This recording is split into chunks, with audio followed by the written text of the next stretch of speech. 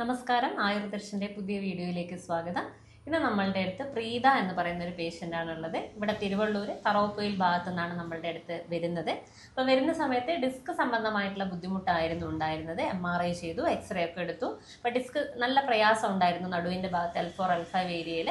അപ്പോൾ നമ്മൾ 14 ദിവസത്തെ ട്രീറ്റ്മെൻറ്റ് നിർദ്ദേശിക്കുകയുണ്ടായി. 14 ദിവസം കഴിഞ്ഞിട്ട് ഇന്ന് ഇവിടുന്ന് പോകുകയാണ്. അപ്പോൾ നമുക്ക് വരുന്ന സമയത്ത് എന്തൊക്കെ ബുദ്ധിമുട്ടുണ്ടായിരുന്നു, ഇപ്പം പോകുമ്പോൾ എന്തൊക്കെയാണ് മാമിന് അനുഭവപ്പെടുന്നത് എന്നുള്ളത് നേരിട്ടൊന്ന് ചോദിക്കാം. വരുമ്പോഴുള്ള ബുദ്ധിമുട്ടുകളൊക്കെ ഓർമ്മയുണ്ടെങ്കിൽ എല്ലാം ഒന്ന് പറയാം. എനിക്ക് വരുമ്പോൾ എണീറ്റ് നിൽക്കാനും പിന്നെ തിരിഞ്ഞും മറിഞ്ഞും കിടക്കാനൊന്നും പറ്റില്ലായിരുന്നു. പിന്നെ ഇവിടെ വന്ന് ഒഴിഞ്ഞതിന് ശേഷമാണ് അതിനെല്ലാം പറ്റി. കാലിലേക്ക് ഇറങ്ങുന്ന പ്രയാസം അങ്ങനൊക്കെ ഉണ്ടായിരുന്നു, തരിപ്പ് പോലെയൊക്കെ അതുണ്ടായി. അതില്ല, നടുവിന്റെ ഏരിയയിൽ മാത്രമാണ് ബുദ്ധിമുട്ടുണ്ടായത് അല്ലെ? കുറച്ച് വർഷങ്ങളായിട്ടുള്ള പ്രയാസമല്ലേ ഇത് അല്ലെ? അപ്പൊ നമ്മള് അങ്ങനെ ആയുർവേദിക്കില് 14 ദിവസത്തെ ട്രീറ്റ്മെന്റ് ആണ് ചെയ്തത്. അതിൽ വിവിധ തരം കിഴികള് പിന്നെ കണ്ടീഷൻ അനുസരിച്ചുള്ള ട്രീറ്റ്മെന്റുകളെല്ലാം കൊടുത്തു. അപ്പൊ 14 ദിവസം കഴിഞ്ഞിട്ട് ഇന്ന് പോകുമ്പോ എന്ത് തോന്നുന്നു? ഏകദേശം എത്ര മാറ്റം പറയാം?